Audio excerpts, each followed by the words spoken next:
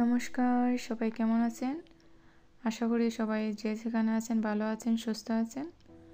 আমিও ভালো আছি। তো আজকে আমরা চলে এসেছি আমার এক দিদির বাসায়।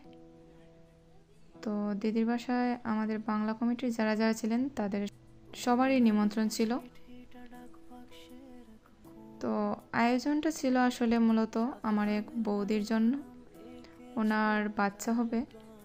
তো দিদির বাসায় বৌদির জন্য ছোট্ট করে একটা বেবি শাওয়ারের আয়োজন করলেন দিদি।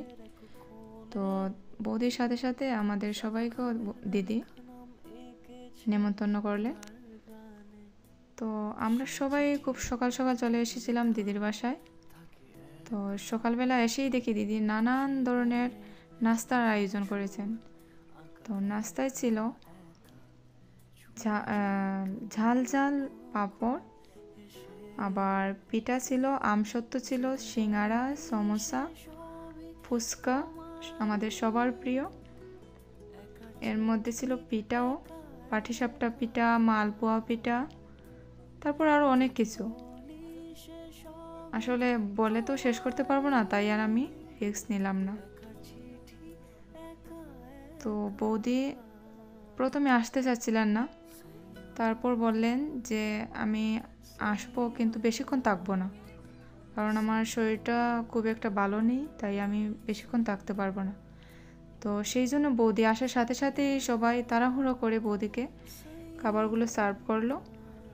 তো বৌদি তো এইসব খাবারগুলো দেখে অনেকটা ভয় পেয়ে গিয়েছিল, কারণ ওনার শরীরটা খুব একটা ভালো নেই, তাই উনি মনে হয় না এতগুলো খাবার খেতে পারবেন, এই আর কি।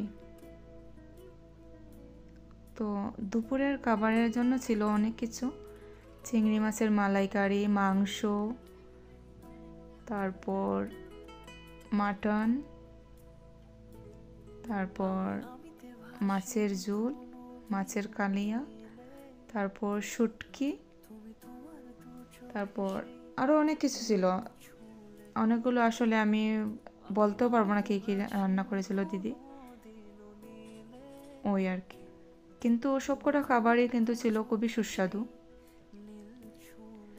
আমরা সবাই খাবার পর দিদির অনেক প্রশংসা করছিলাম, আর দিদি তো প্রশংসা শুনে শুনে অনেক খুশি হচ্ছিল। তো এইদিকে আবার বয়স্ক যারা আছেন তারা গল্প করছেন, আবার ইয়াং যারা আছে তারা খেলাধুলা করছিল। আবার আমরা মেয়েরা চলে গিয়েছিলাম, দিদির বাসার পাশেই ছিল একটা পার্ক, তো ওই পার্কে গিয়ে একটু হাঁটাহাঁটি করে আসলাম।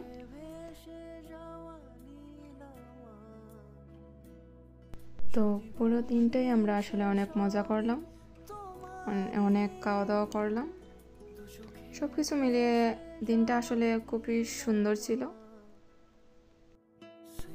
আমি আমার ব্লগটাকে এখানেই শেষ করছি।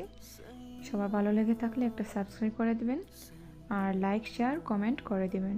টাটা।